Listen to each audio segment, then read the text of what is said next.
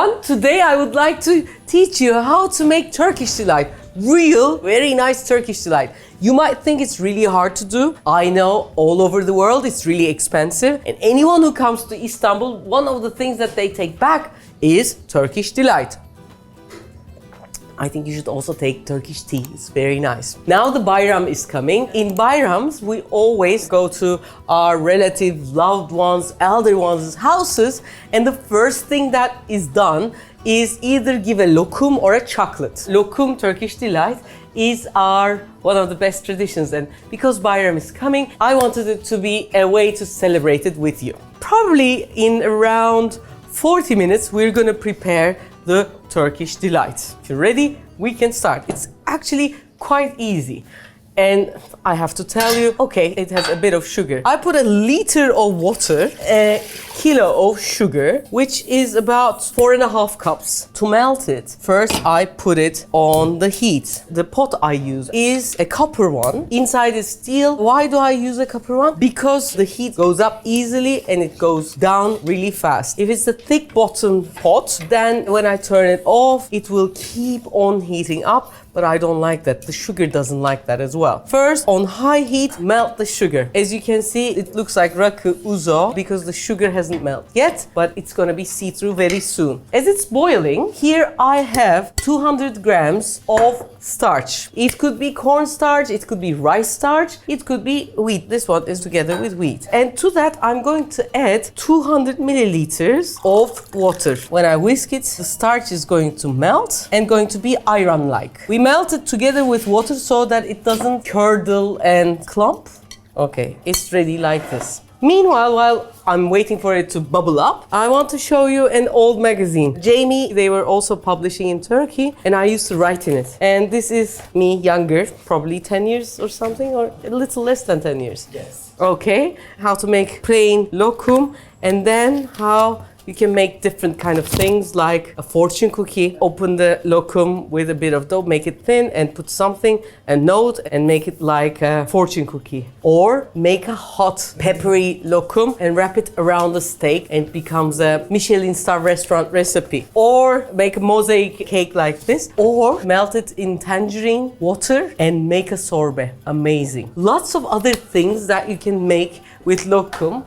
But I first want to show you the basic one. So now as it's boiling, I'm also gonna add creme tartar. Creme tartar is a little different than tartaric acid, but creme tartar is very essential. How much it is measured for 1 kilo of sugar. I'm going to add 4 grams of creme tartar, which is around a heap teaspoon and a little more. And 1 gram of citric acid. In Turkey, we call that salt of lemon. This helps it to thicken as well. Now, as it's really boiling, add these babies. So the chemical reaction starts and finishes. In the old days, when Ottoman Empire was making the Turkish Delight, everyone was wondering how does it work, and they tried many things, but they didn't think about this tartaric acid, so weren't able to do it for a while. I take the boiling syrup from the heat. While this is happening, I don't want it to clutter. I'm pouring it and at the same time mixing it. As you can see, it was really soft. It's gonna eventually thicken a bit. At this time, I'm whisking it for it to not to caking, like cluttering and lumping. We don't want that. Actually, creme tartar helps that.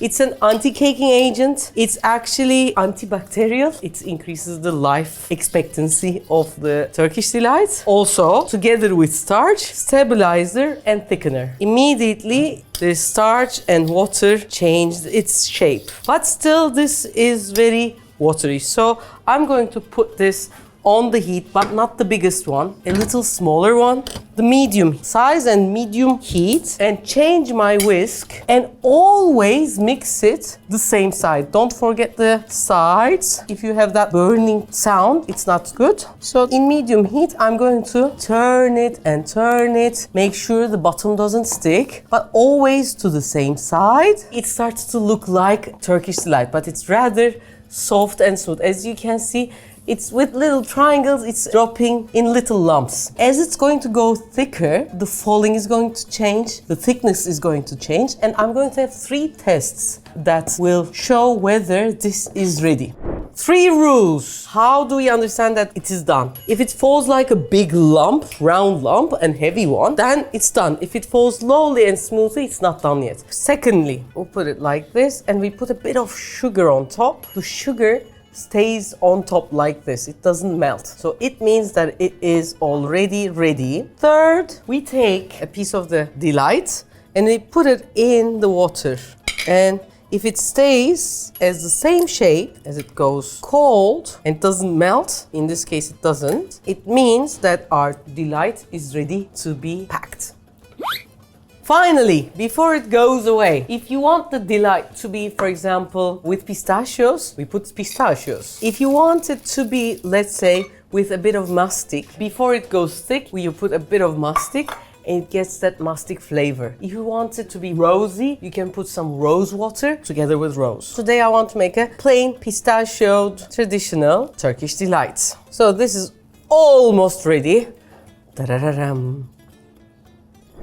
Unfortunately, we have a tray with some spots, but the thing about the tray is it's not too high so that I can shape it easily. And here, to the bottom, I put some wheat starch, but you can do it with rice starch, you can do it with potato starch or corn. Mr. Furkan, can you help me? This is, as it goes thick, we need help for it to get in.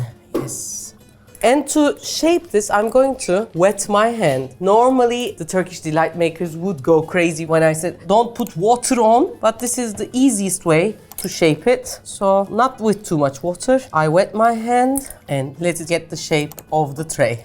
Then, on top of this, I'm going to put a bit of starch. As it dries, it's gonna soak a bit and it's gonna harden eventually as it goes cold. Not too much. If it's too much, when you hold it, it becomes with gutch, that weird feeling with the starch you have. So I don't put it too much. This is gonna go cold totally. After it goes cold totally, I'm going to separate it from the tray, put it on a wood layer and let it sit overnight. Why? It thickens up and gets better. Then I put some more, this time not starch, but powdered sugar on top. Now, I get a big knife, the biggest I can find. If you have just a chef's knife, that would be okay. Let it have some starch and powdered sugar so that when I cut, it will be easily. Why I use a long knife? I don't want to go back and forth. So first one I cut like this. It will separate. Same again to the sides. Cut again. Here we go. Can you cut it with a normal knife? Yes, I can show it how. Like this, but I shouldn't go back and forth. I just have to do it in 2 moves. Yeah, like this. When we look at the sides are still without starch and without powdered sugar. So a bit more powdered sugar and make sure that the sides also are covered. Gather all of them together. Same thing this way. Voila. You have your Turkish delight that you have made from scratch at home.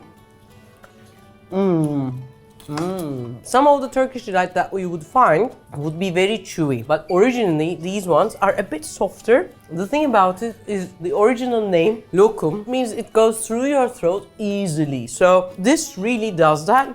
It's gonna be really tasty, and the crunchy, the taste of the pistachios are rather nice. They might not be like perfect squares like that, but good. I have one that I have done yesterday. For example, this one, as it's set for a longer time, as you can see, it thickens up. So resting it overnight is much better, easier to cut, and when you cut it, it keeps the shape a bit more. So this is the basic recipe for Turkish Delight, but I want to say it again. We can do so much. The world can do so much with Turkish Delight in a different way. Use it with steaks, use it as a fortune cookie, many more. So this is the basic. You can go crazy with it. Hope you've enjoyed it. If you've enjoyed it, you know what to do. The summer is coming, the Bayram is coming. For the ones who are celebrating the Bayram with happiness and honor, so great. There are places in this world right now where people are gonna celebrate their Bayram with a bit of grief because of these wars around. Our prayers are with them. Take great care.